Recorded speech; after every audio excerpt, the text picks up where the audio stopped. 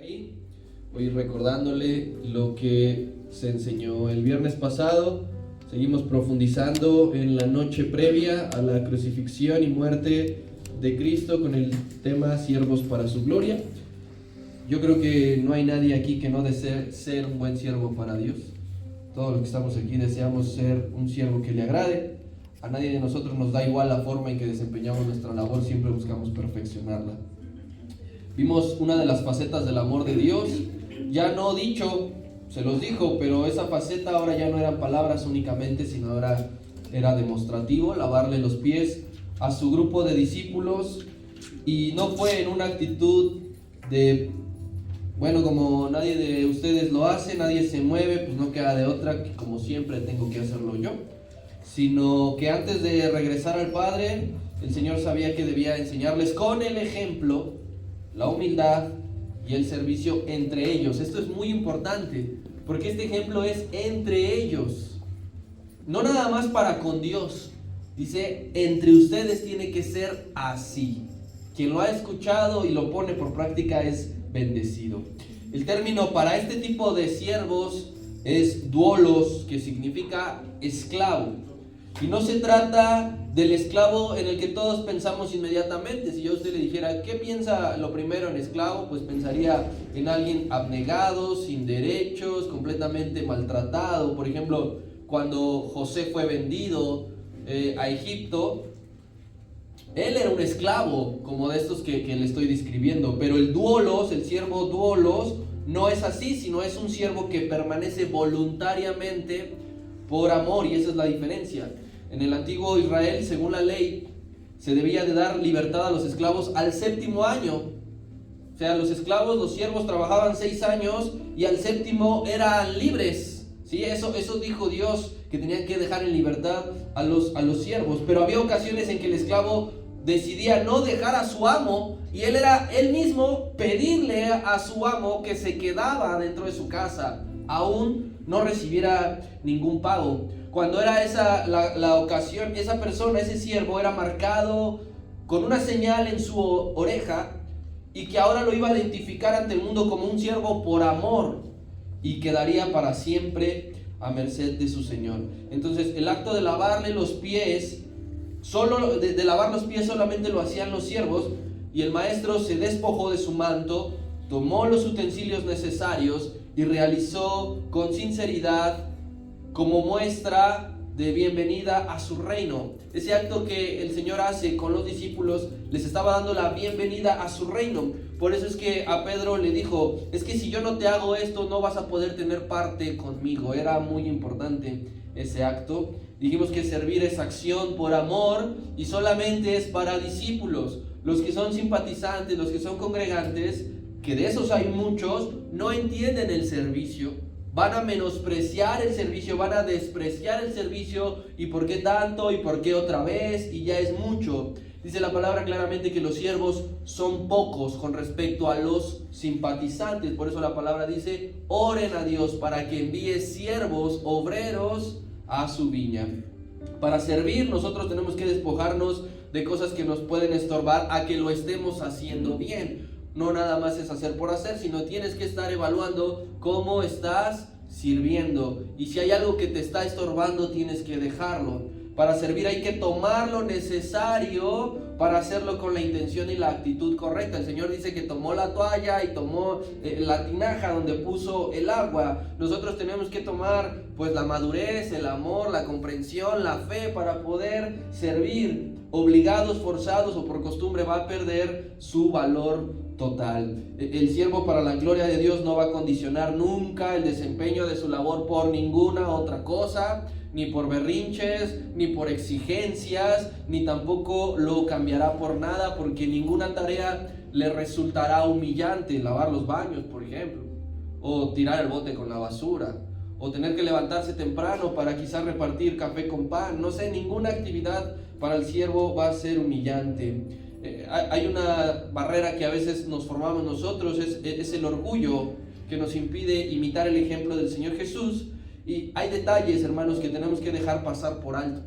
Dios, el Señor Jesucristo, muchas cosas las dejaba pasar por alto, porque Él sabía que ya Dios todo lo había puesto en sus manos. Si tú quieres ser esta clase de siervo, hay que saber previamente que vas a ser criticado, resistido, murmurado, ignorado, pero no hay que perder el enfoque, porque Dios ha sido tan bueno con nosotros y su gracia nos ha revestido, que merece una iglesia que trabaje para ser esos siervos que Él pide y Él demanda. Amén. Así que vamos a avanzar otro fragmento de este capítulo 13, que Dios sea en medio de nosotros. Diario de un discípulo, día 82, que lleva por tema: ¿a quién le abres la puerta? Es una pregunta. ¿A quién le abres la puerta? Y le vamos a dar lectura alternada de los versículos 21 al 30. Voy a comenzar yo y usted lee el 22. Dice así: habiendo dicho Jesús esto, se conmovió en espíritu y declaró y dijo: de cierto os digo que uno de vosotros me va a entregar. Entonces los discípulos se miraban unos a otros, dudando de quién hablaba. Y uno de los discípulos, al cual Jesús amaba, estaba recostado al lado de Jesús. A este pues hizo señas Simón para que preguntase quién era aquel quien había. Entonces, recostado cerca del pecho de Jesús, le dijo: Señor, ¿quién es? Respondió Jesús: a quien yo dividiera el pan mojado, aquel es. Y mojado el pan, lo dio a Judas Iscariote, hijo de Simón. Después del bocado, Satanás entró en él. Entonces Jesús le dijo: lo que vas a hacer, hazlo más pronto. Pero ninguno de los que estaban a la mesa entendió por qué le dijo esto. Porque algunos pensaban, puesto que Judas tenía la bolsa, que Jesús le decía: compra lo que necesites para la fiesta, o que diese algo a los pobres. Cuando él pues hubo tomado el bocado, luego salió y era ya de noche. ¿A quién le abres la puerta? Cuando nosotros leemos la historia del grupo de los discípulos, de los 12, de cómo el Señor los fue llamando uno a uno, de diferentes momentos, en diferentes lugares, cuando leemos de todos los milagros que fueron testigos, de todas las predicaciones que escucharon, podemos imaginarnos y llegar a creer que se trataba de hombres únicos y súper espirituales, que a raíz de ese llamado se la pasaban orando todo el día, que no salían del templo. Nosotros leemos las historias y decimos: wow, qué hombres el Señor escogió. Pero cuando nos encontramos con relatos como la traición y la negación más adelante, se nos derriba esta falsa idea que pensamos que eran como semidioses esos discípulos. Sí que fueron hombres muy privilegiados de convivir personalmente con el Señor Jesucristo, pero durante su discipulado cometieron errores gravísimos como los que usted y yo solemos cometer. Durante el discipulado ellos cometieron graves errores. Y esto que comenzamos a ver justo ahora, lo aclaro, no será para ensañarnos con los discípulos, para ensañarnos con sus errores y para juzgarlos, sino está escrito para sacar una enseñanza, para que los demás discípulos como usted y como yo aprendamos, y para que cuidemos mucho nuestra vida de no caer en algo así. Cuando las personas somos pequeños, usted recordará cuando fue pequeño, aunque ya haya pasado bastante tiempo, se nos enseña, y nosotros enseñamos algo muy básico, que no debemos de abrir la puerta a cualquiera, ¿verdad? Usted, su mamá, su papá le han dicho: no me abres la puerta, a menos que sepas quién es, a menos que identifique la voz, soy yo, ábreme. Si no es conocida, no se debe abrir la puerta, porque puede ser muy peligroso. En el ambiente espiritual, son dos reinos los que se presentan constantemente a las puertas de los corazones, con la firme intención de que se les abra para poder entrar y gobernar ese corazón: Dios y Satanás. Y cada uno de nosotros decide a quién le abre, a quién invita a pasar y a quién le permite habitar en su corazón. Quiero que vayamos al versículo número 2 de Juan 13. Recuerda que hace 8 días yo le dije que íbamos a dejar este versículo para el día de hoy. Vamos a leer el versículo número 2 y el versículo número 20, que es una muestra de quién merodea tu corazón, de quién te está insistiendo que le abras. Dice el versículo número 2, y cuando cenaban, como el diablo ya había puesto en el corazón de Judas Iscariote, hijo de Simón, que le entregase. Dice aquí inicialmente, ya había puesto en su corazón, muy diferente a lo que veremos más adelante que dice que entró. Pero aquí dice que estaba poniendo en su corazón. Ahora nos brincamos al versículo 20, que es Dios tocando la puerta de tu corazón. Dice, de cierto os digo, el que me recibe a mí, el que me abre la puerta de forma en el que yo enviare, también me recibe a mí, y el que me recibe a mí, recibe al que me envió. Es decir, si tú escuchas la palabra de alguien que te está predicando, estás recibiendo a Jesucristo, y si recibes a Jesucristo, estás recibiendo a Dios. A Él has decidido abrirle la puerta de tu corazón. Una de las razones por las cuales la mayoría de las personas se encierra en su mundo y deja de creer en alguien, generalmente es porque han sido traicionados. No sé si es tu caso, no conozco el caso de alguien en específico para dirigirme, pero a lo mejor tú sabrás de alguien que de plano ya no confía, ya no cree en nadie, le da los buenos días y no te cree. ¿Por qué? Porque seguramente esta persona fue traicionada, inicialmente se abrió, confió, se dejó ir como gordita en tobogán y de repente la traicionaron. Eso es lo que sucede con este tipo de personas. Pero Cristo, mis hermanos, no va a responder como la mayoría de las personas, usted y yo, responderíamos a una traición. Si usted ha sido traicionado, traicionada, pues, no sé, da coraje, da enojo y uno quiere desquitarse. Pero el Señor, al ser traicionado, no va a responder como el hombre respondería, sino que nos va a volver a mostrar que tiene un corazón distinto. El Señor Jesús tiene un corazón distinto. ¿Por qué tiene un corazón distinto? Porque está totalmente gobernado por el Padre. Al Padre le abrió la puerta de su corazón para que dirigiera su vida, para que dirigiera su ministerio. Y usted dice, ¿cómo es posible que no haya respondido de una manera en la que yo lo haría? La respuesta está en que usted no le ha abierto la puerta de su corazón a Dios. Porque si lo hace, Dios no enseña y no permite que nosotros actuemos de una manera distinta. Así que le lava los pies al que lo traiciona y está enviando un claro mensaje con esto a todos. Usted y yo somos más amados de lo que merecemos ser amados. Judas merecía ser amado hasta cierto grado por cualquiera de las personas, pero el Señor Jesús le está mostrando que es más amado de lo que se lo ha ganado, de lo que merece. Del versículo 21 dice, habiendo dicho Jesús esto, de cierto os digo, que uno de vosotros me va a entregar. ¿Qué fue lo último que dijo? Eso de que si me recibe a mí, recibe al que me vio. Terminando de decir esa declaración, dice algo totalmente distinto.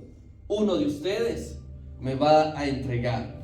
El Señor seguía desconcertando a sus discípulos. Cuando les dijo, voy a morir, la última vez los desconcertó. Cuando se puso a lavarles los pies, los desconcertó. ¿Y este quién es? ¿Por qué hace esto? No debe de hacerlo.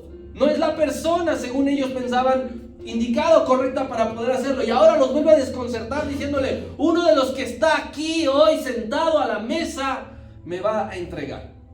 Pero dice que no lo dijo con una sonrisa, no lo dijo saltando de alegría. Dice que se conmovió. Y esta va a ser la cuarta vez que el Señor se conmueve en 3 capítulos. En el 11, en el 12 y en lo que llevamos del 13, 4 veces se ha conmovido. Cuando ve llorar a Marta y a los judíos por la muerte de Lázaro, dice que se conmovió. Cuando llegó delante de la tumba de Lázaro, se conmovió. Cuando anunció por cuarta y última vez que iba a entregar su vida, se conmovió. Y ahora diciendo que uno lo va a entregar, se conmueve. Yo quiero que tú y yo tratemos de imaginar el quebrantamiento de voz durante la frase, uno de ustedes me va a entregar. El Señor Jesús lo sabía y su voz seguramente se quebró. Tuvo que pasar algún tiempo en lo que respiraba, lágrimas corrían en su mejilla, y cuando al fin logra decir, uno me va a entregar, a traicionar, ahora imagine el silencio que se produjo inmediatamente después. No estaba contando ningún chiste. Es cuando alguien dice un buen chiste, inmediatamente alguien suelta la carcajada. O alguien estaba contando un chisme y todos se asombran. Aquí está diciendo, de los que estamos aquí hay alguien que me va a traicionar. En ese momento había 13 personas presentes, 12 discípulos y el Señor. Y de las 13, 11 no sabían a quién se estaba refiriendo. De 13 personas no sabía por qué lo dijo, qué es lo que iba a pasar. Todos empezaron a sospechar unos de otros. Dice que el versículo 22, entonces los discípulos se miraban unos a otros dudando de quién hablaba. Seguramente es Pedro. Seguramente está. Yo lo sabía que en este no se podía confiar. Empezaron primero a acusarse con sus miradas, a decir seguramente es él, pero otro evangelio dice que se empezaron a acercar al Señor. ¿Seré yo? ¿Por qué? Porque se conocían quizás su debilidad, conocían de qué pie cojeaban y por favor, Señor, dime que no voy a ser yo el que te va a traicionar. A lo mejor ya habían traicionado a otros anteriormente, ya había ocurrido algo así y entonces tenían ese miedo y esa duda. Pero de 13 personas, solamente Cristo y Judas entendían perfectamente de qué se trataba. Mira, vamos al 13:11, porque el 11 también lo dejamos pendiente. El 11 dice, está refiriéndose al Señor Jesús, porque sabía quién le iba a entregar. Por eso es que él dijo, no todos están limpios. El Señor Jesús sabía quién le iba a entregar y Judas sabía que era el que le iba a entregar, pero de ahí en fuera todos estaban sorprendidos. Esto es muy importante, que la mayoría no supiera a quién se refería. Y esto hay que verlo con amor. Yo quiero que no perdamos el enfoque de que todo esto es por amor. El Señor cuidó que todo se cumpliera hasta el último instante, de que no supieran quién le iba a entregar. Perfectamente el Señor pudo decir el nombre del traidor. ¿Y qué iba a pasar? ¿Qué iba a pasar? Tú, Juditas, ya fuiste a hacer negocio. Inmediatamente le iban a echar un montón. Lo iban a linchar. Lo iban a apedrear, lo iban a la espada. Seguramente Pedro la había metido clandestinamente. No sé qué hubiese pasado, de qué forma lo hubiesen hecho. Pero si pasaba eso, entonces no se iba a cumplir al pie de la letra la escritura. Entonces, por amor, el Señor cuida hasta ese detalle. ¿Se trata de quién? Nosotros ahora lo sabemos, hablamos con el diario de lunes, pero en ese momento no, se trataba de Judas Iscariote. Su padre se llamaba Simón, lo dice claramente Juan.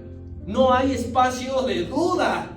Quiero que todo mundo sepa quién le traicionó. Judas Iscariote, hijo de Simón. Ya nada faltaba que nos pusiera su número de seguro social. Este Judas, el Iscariote no es su apellido, es su apodo, porque él era de la ciudad de Queriot. Y él era de la región, Queriot es una ciudad de la región de Judea, de aquellas que conquistó Josué después de cruzar el Jordán.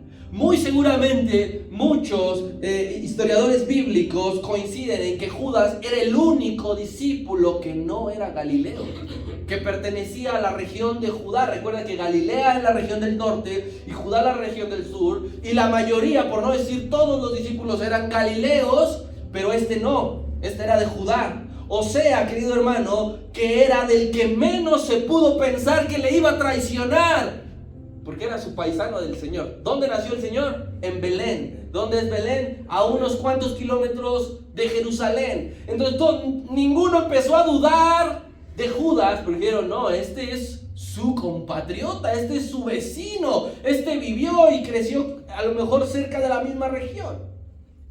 Fue tal el impacto que generó lo de la traición, que los 4 evangelistas hacen algo. Ninguno de los 4 escribe cómo fue llamado Judas. Ninguno dice, así como Pedro, Andrés, Leví, ninguno escribe cómo fue llamado Judas, pero los 4 escriben quién lo traicionó. Nuevamente, para que no se olvide quién fue el hombre que lo traicionó. De hecho, varias veces en los evangelios, aún todavía ni llegaba la traición, y los otros evangelistas escribían Judas, el que le había de entregar, para que no hubiera duda. Este muchacho iba a cometer el peor error que un hombre pudo haber cometido. ¿Y cómo lo traicionó? ¿Qué fue lo que hizo? Vendió la información del lugar exacto donde estaría el Señor aquella noche. Él no dijo, yo se los voy a poner, yo lo agarro, lo amarro, así como Dalila con los filisteos, ¿no? Él dijo, yo les puedo decir en dónde vamos a estar, pero esto es un dando y dando. ¿Qué me van a dar? A cambio de 30 piezas de plata. Y esa cantidad no es porque a él se le hubiese ocurrido. Esa cantidad no es porque a los maestros de la ley, pues, no, ¿sabes qué? Nada más traigo esto. Esa cantidad estaba profetizada. Justo esa cantidad. Miles de años antes, desde el principio, desde la ley, después en los profetas, podemos ver que las 30 piezas de plata con el cual convencieron a Judas ya estaban dichas. Yo quiero que primero vayamos que 30 piezas de plata es el precio que se pagaba por un esclavo. Éxodo capítulo 21, versículo 32.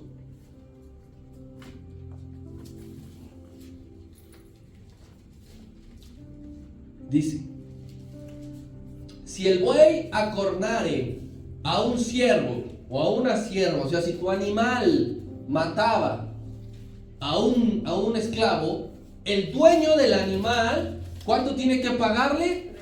30 ciclos de plata, y entonces el animal tendría que ser muerto. Cuando sucedía este tipo de accidentes, el dueño del animal se endeudaba con 30 piezas de plata. Eso es lo que costaba un esclavo, un servidor.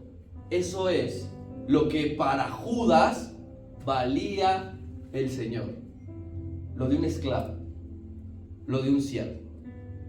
Y ahora, ese trato, eso que llevó a cabo con los judíos, lo hizo Judas poquito antes de entrar a la última cena con el Señor. Judas ya debe haber desaparecido unos minutos, un par de horas. ¿Dónde estaba el muchacho? No estaba orando en el torrente de Cedrón. No lo fue a ver a ninguno de sus familiares. Estaba en un lugar secreto con las autoridades judías diciendo, ¿qué me dan si yo les digo dónde vamos a estar? Y eso, de esa forma también se iba a cumplir una profecía más, la que había dicho el profeta Zacarías, en el capítulo número 11. Zacarías capítulo 11, versículo 12. Ahí el Señor está hablando acerca de los malos pastores. Y en el versículo número 12 dice, y les dije, si os parece bien, dadme mi salario, y si no, dejadlo. Y pesaron por mi salario, ¿cuánto? 30 piezas de plata. Profecía, el siguiente versículo, por favor, el 13. Y dice, y me dijo Jehová, échalo al tesoro, hermoso precio con que me han apreciado, dice el Señor. Y tomé las 30 piezas de plata y las eché en la casa de Jehová al tesoro. Entonces, desde el principio se estaba diciendo el significado del valor de 30 piezas de plata, y el profeta Zacarías, que ya no faltaba tanto tiempo para que el Señor apareciera, lo vuelve a reiterar, diciendo claramente el valor que le pondrán a la vida del Salvador será por 30 piezas de plata. Una traición, hermanos, es de mala manera. Una traición no es educada. Oye, buenas tardes. Déjame decirte por favor que vengo a traicionarte. No te vayas a sentir mal, ¿no? Una traición no genera indiferencia. Ay, me traicionaron. X. No pasa nada. La vida sigue. Honestamente, una traición es de lo más duro que puede pasar a una persona.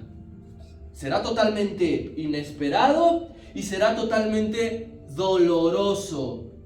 Que muchas personas no se recuperan de esto.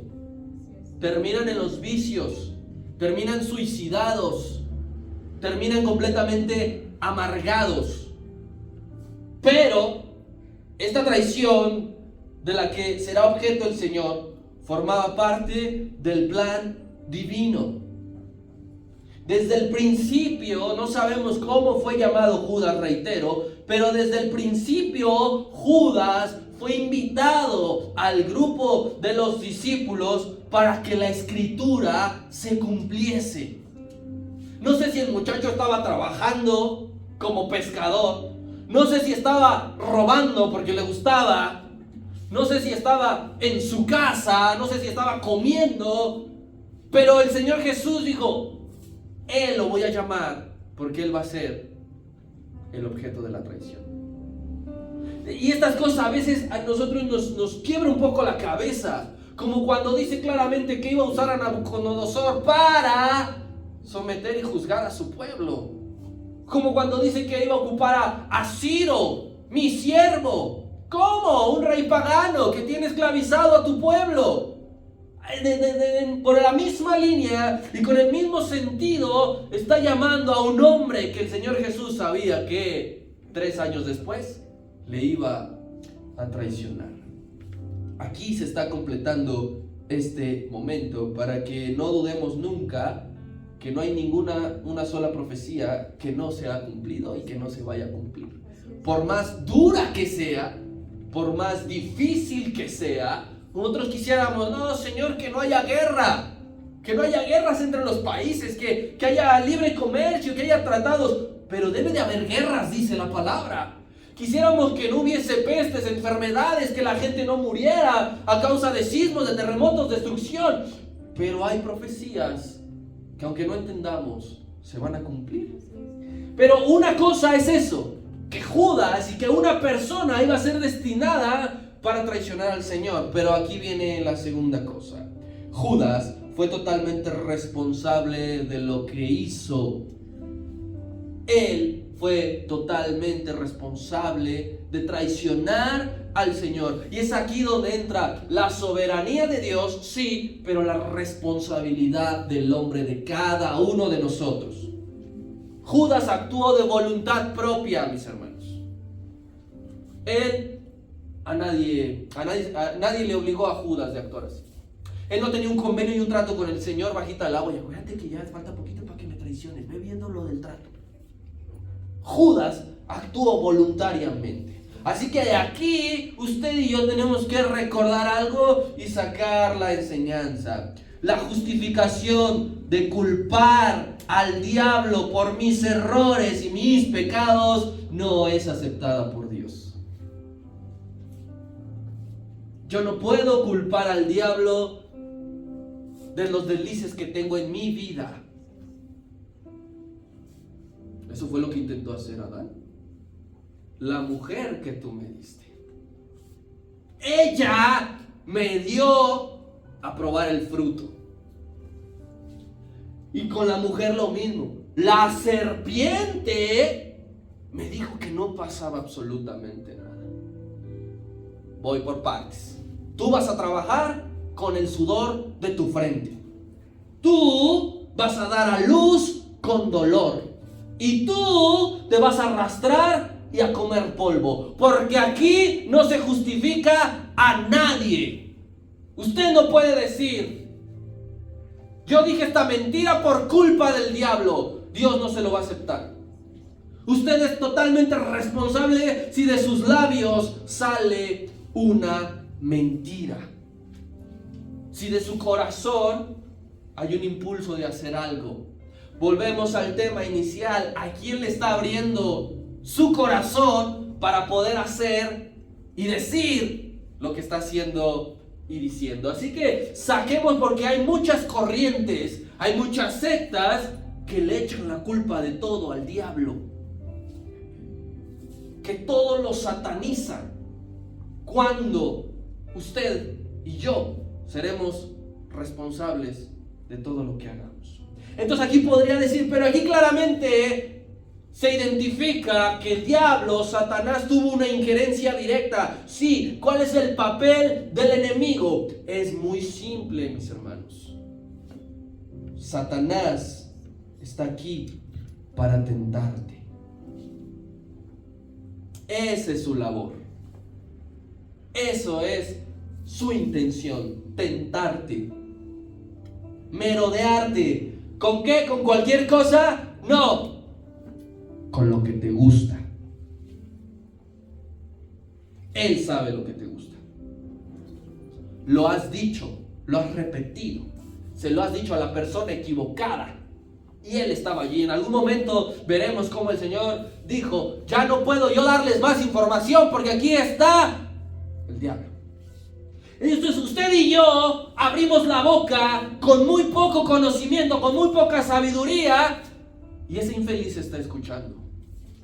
Le damos la información y él viene una y otra vez a rodearle, a rodearnos, a mostrarnos, insisto, lo que nos gusta. ¿Para qué? Toca una y otra vez la puerta de tu corazón para que le abras.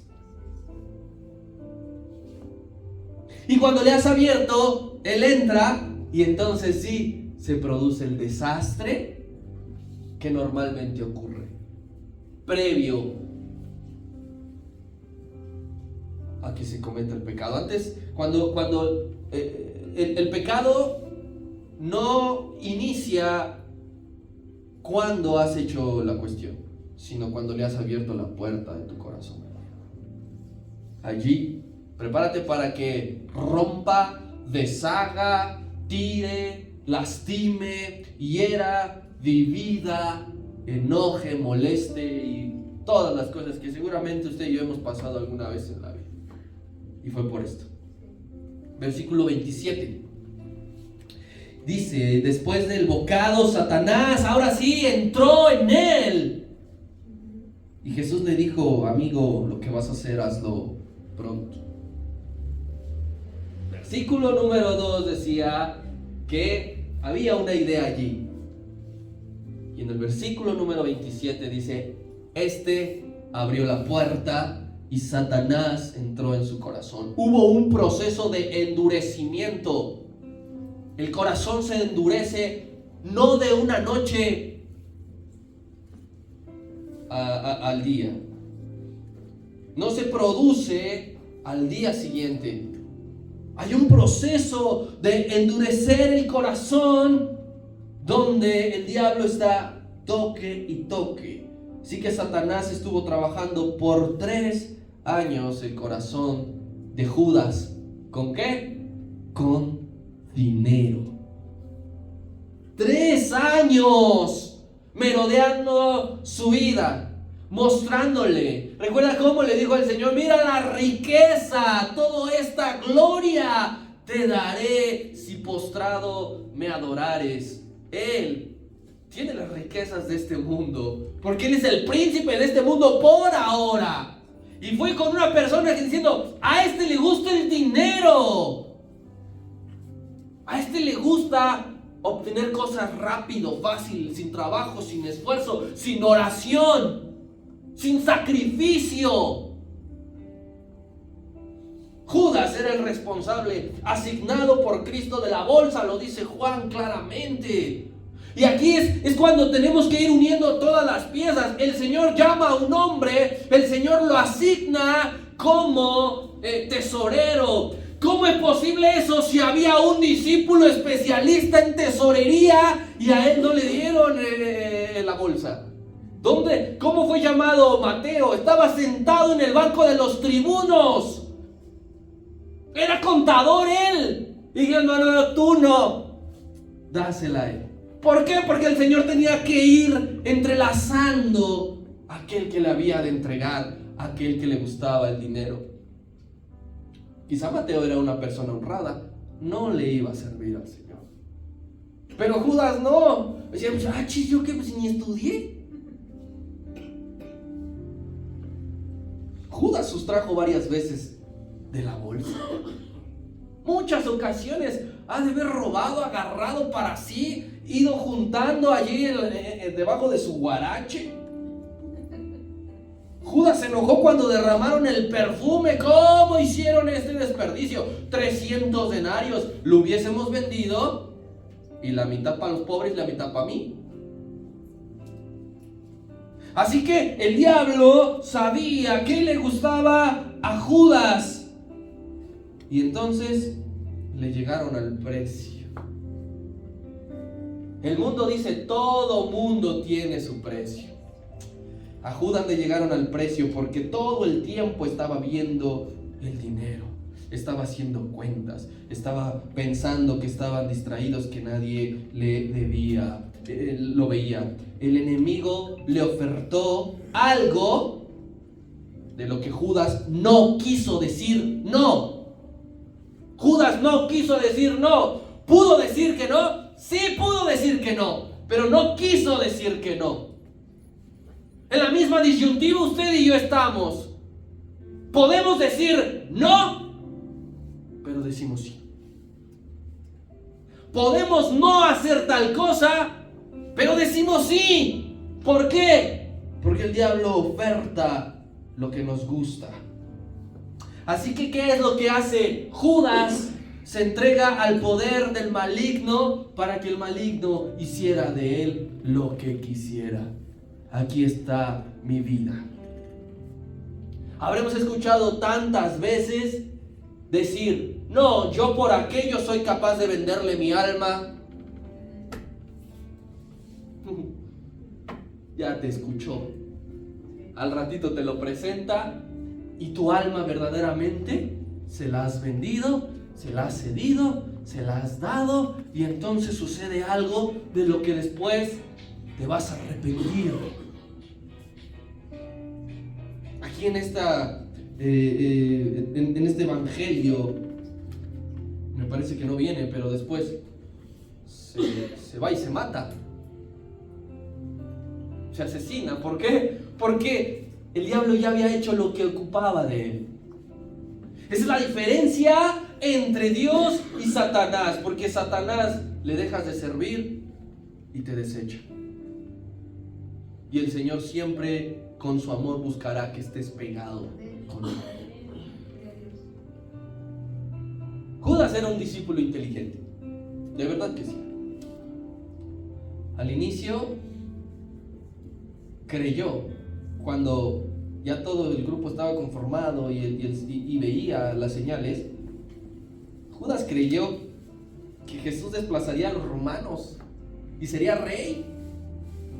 Él creía lo mismo que la gente. Este es el que va a librarnos de los romanos. Ya Judas, me imagino que se veía como primer ministro de Israel, diciendo, de aquí soy. Palancas, contactos, le voy a hacer la barba. El chiste es que me tiene que dar un cargo. Era inteligente en ese sentido. Pero después entendió, Judas, fue el primero en entender y en darse cuenta que el reino de Cristo no sería terrenal. Así que cambió de bando. Dijo, no es lo que yo pensaba, no es lo que yo me imaginaba, no es lo que yo quería. Ya no vio los beneficios personales que le gustaban y que buscaba. ¿Y quién se los ofreció? Satanás. Entonces claramente dijo, yo era de aquí, pero ahora me voy para acá, porque yo voy en busca de mis sueños y de mis pretensiones. Y lo que él está haciendo, lo que él predica, de perdonar al enemigo, de orar por él, de ir a predicar, de que no tienen dónde recostar su cabeza, no va con mi idea de vida. Pero del otro lado resulta que sí. Entonces vámonos del otro lado.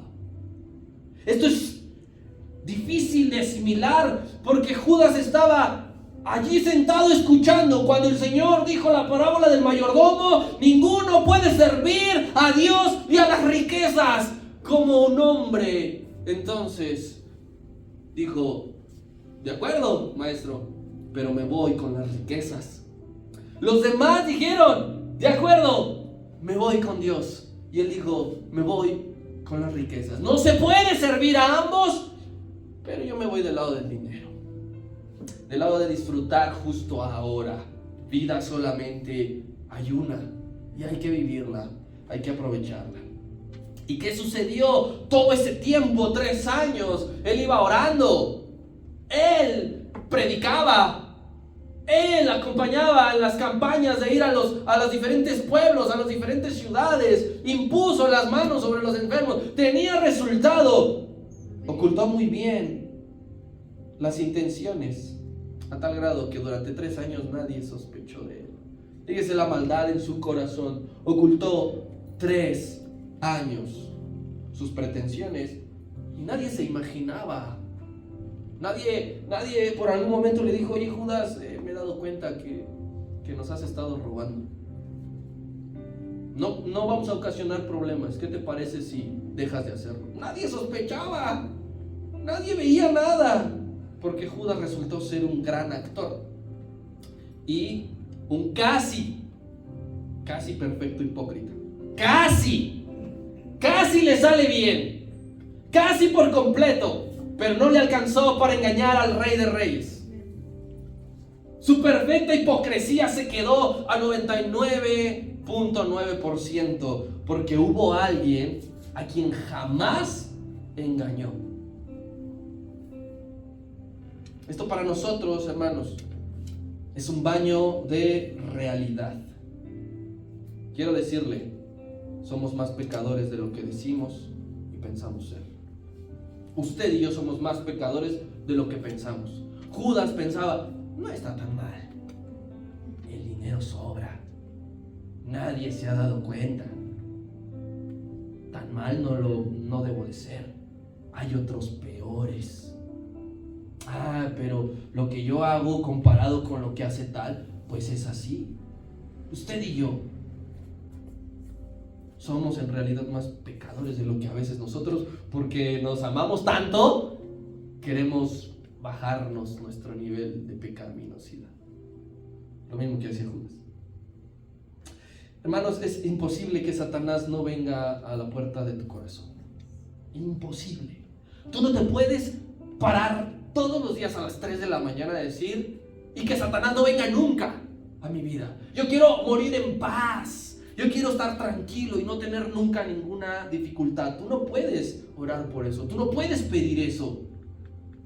No podemos decir: ay, que Satanás no muestre sus ofertas y que no me tiente en entrar a mi corazón y que yo no cause un desastre. No puedes pedir que eso suceda. Pero hay una cosa que debemos reconocer nosotros. Muy a menudo se la ponemos demasiado fácil al enemigo. Sencillita se la ponemos a la primera. Con algo muy leve. Hay vidas y hay corazones que le cuestan más trabajo y que tiene que ir y venir. No, con esto no. Ahora traemos doble. Con esto tampoco. Ir y venir. Hasta que presenta algo con el cual derriba. Pero hay quienes se la ponen demasiado simple, demasiado sencillo. Con cualquier cosita, usted y yo llegamos a ser un instrumento para traicionar al Señor. Recuerde que ese es el meollo del asunto. Para traicionar al Señor con cosas mínimas. La humanidad ha estado traicionando a Dios desde el principio. Traicionando a Dios. ¿Qué dijo Dios a Adán? Ven, te voy a dar un tour por todo el jardín. Todo está perfecto, todo está precioso. ¿Te gusta? No, está padrísimo, Señor. Todo esto para mí, todo esto para ti. Solamente, por favor, no hagas una cosa. No comas de este árbol, ¿vale? Pero se ve bien bonito y bien padre. De este árbol no. Todo lo demás, mira, anda en Cuernavaca por todo el jardín, no hay problema.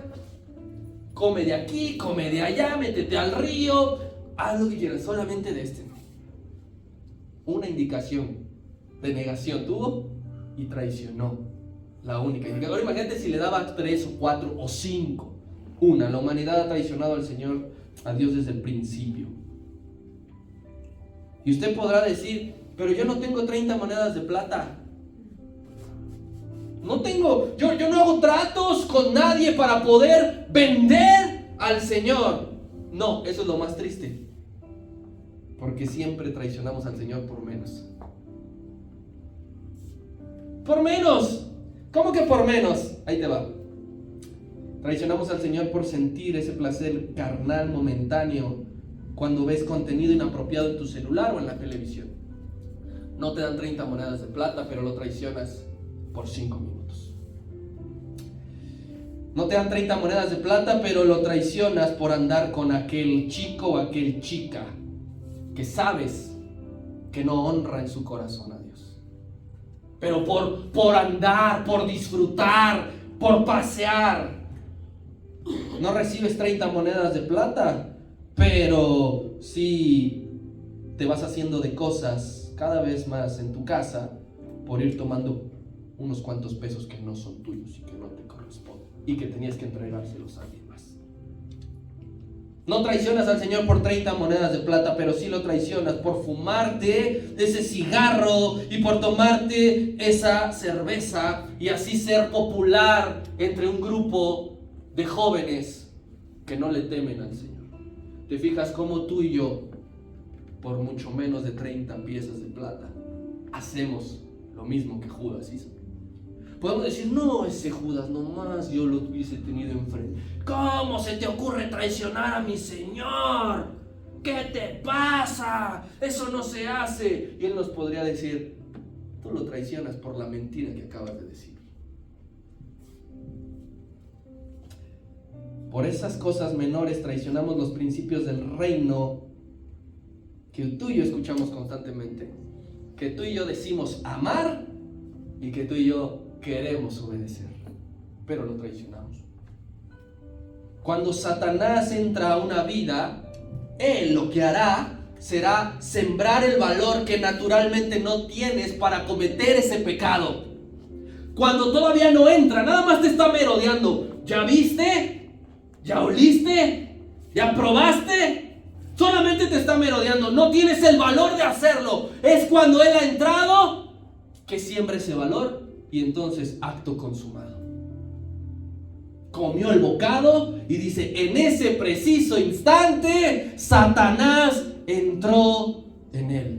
Le dio el valor de vele a decir a los guardias dónde va a estar. Judas representa la falta de santidad y no podemos juzgarlo de una manera desmedida, porque nosotros somos como Judas cuando no nos importa el dolor que le causamos a Dios. Judas estaba presente cuando vio que el Señor dijo, conmovido, uno de ustedes me va a entregar, y aún así a Judas no le importó. No paró de su decisión. No paró de hacer eso. ¿Sabes por qué? Porque no amaba al Señor Jesucristo. Usted y yo somos como Judas, porque sabemos que eso va a lastimar el corazón del Señor y que aún así vamos y lo hacemos. Pregúntate, ¿amo verdaderamente a Dios? Porque no me está importando contristar al Espíritu Santo. Porque me vale un cacahuate que el corazón de Dios se vea quebrantado. Somos como Judas. Somos como Judas cuando nos damos cuenta que sirviendo a Cristo no hay lujos, no hay dinero, no hay fama, no hay éxito según los estándares del hombre, pero aún así decidimos transitar por el camino de la hipocresía y que nadie lo note. Somos como Judas. No, como que aquí no voy a cumplir mis sueños, pero voy a seguir yendo a la iglesia. Pero saliendo de ella, voy a seguir trabajando para mí. Somos como Judas, que a la menor oportunidad pisoteamos el amor que Jesús mostró por mí hasta el último instante. Hasta el último instante, el Señor mostró amor por Judas. Le estaba amando como a los demás. Hasta el último instante. Pero Judas pisoteó su amor. Le escupió. No le importó. El Señor estaba mostrando amor por Judas. Estaba tocándole a la puerta del corazón. El diablo todavía no entraba en él. Había una disputa. El diablo hacía su chamba y Dios tocaba la puerta del corazón de Judas buscando que le abriera y salvarlo de aquella gran condenación. Él dijo: ¡ay, de aquel hombre por quien me entregasen! El Señor Jesús quería salvarlo. En parte de esta conmoción que el Señor Jesús tenía era porque se estaba despidiendo, sí, pero le estaba doliendo Judas. Al Señor Jesucristo le estaba doliendo Judas y se conmovió por la pérdida de esa vida. Él dirá unos capítulos más adelante, para nosotros serán unos capítulos más adelante, para el Señor será un par de horas más adelante. Él dijo: ninguno se perdió, solo el hijo de perdición. Pero entre líneas, el Señor Jesús buscaba salvarlo. Mismo caso cuando dice: no quiere que ninguno se pierda. Hasta el último instante, Él hará lo posible por estar tocando la puerta de tu corazón y que le abras, y que entre, y que te salve. No solo le estaba lavando los pies a Judas, ¿sabes qué más hizo? Le permitió sentarse a su lado, en el lugar de mayor honor en toda la mesa. Había dos discípulos que estaban a su lado: Juan, recargado en su costado, en su pecho, y Judas, porque le dio el bocado. No le pudo dar el bocado si estaba hasta allá, o no le dijo: pásaselo, pásaselo, pásaselo. Estaba sentado a su izquierda, Juan a su derecha, Judas a su izquierda, y el lugar de la izquierda en los anfitriones era el lugar de mayor honor. Al que le iba a traicionar, el Señor le dijo: siéntate aquí. Mojó el pan en el mismo plato. Eso era, en los tiempos del Señor, en Medio Oriente, sinónimo de amistad. Le estaba intentando convencer, redarguyéndolo hasta el último instante: somos amigos. Recuerda lo que hemos vivido. No lo hagas. A todos nosotros, los que ingenuamente llegamos a creer que podemos engañar a Dios, una y otra vez, Dios nos recuerda dos cosas: que Él nos mostró su amor en la cruz, queriendo que le abramos la puerta y salvarnos de la ira venidera. Todos los días el Señor te recuerda que murió en la cruz del Calvario por ti. Segunda cosa que nos recuerda: que Él está al corriente de nuestras intenciones. Él sabe qué es lo que queremos. Él sabe qué es lo que deseamos. Él no dice: ay, perdí el corazón de Josué Soberanes desde el 2013, no sé qué es lo que quiere. Todos los días Dios está al corriente de mi corazón y de mi pensamiento y de lo que yo busco y de lo que yo pretendo. Cuando abres la Biblia, ¿qué pretendes? Cuando vienes a la iglesia, ¿qué es lo que quieres? Cuando vas a trabajar, ¿qué es lo que estás buscando en verdad? Cuando te ves con una persona, ¿qué es lo que quieres que pase? Dios está al corriente de todas nuestras intenciones y Él constantemente te está diciendo todos los días: no lo hagas. Yo morí por ti en la cruz del Calvario. Hay una mejor recompensa. cada uno sabrá qué decisión tomar. Versículo número 30, ya terminamos. Versículo número 30, si van pasando por favor. Dice: cuando él, habla de Judas, pues hubo tomado el bocado, cuando recibió el bocado de parte del Señor Jesús, salió y ya era de noche. Judas no soportó el momento de intimidad. No lo soportó. Incomodidad. ¿Por qué? Porque ese momento solo era para verdaderos discípulos, no para traicioneros.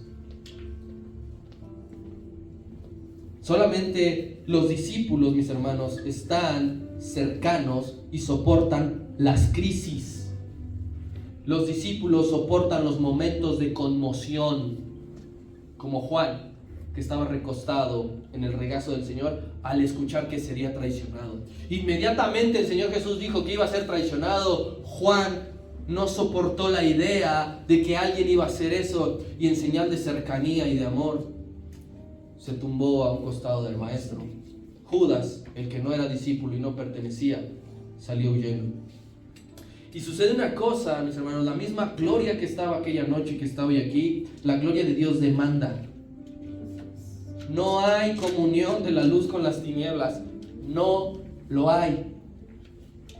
Así que siempre va a ser de noche para aquellas personas que han decidido alejarse de Dios, abriéndole las puertas de su corazón al diablo, siempre. La cultura dictaba que ya en la noche nadie salía de sus hogares. Judas salió porque no resistía. Dice claramente Juan, cuando ya sale ya era de noche, porque él vivía en tinieblas.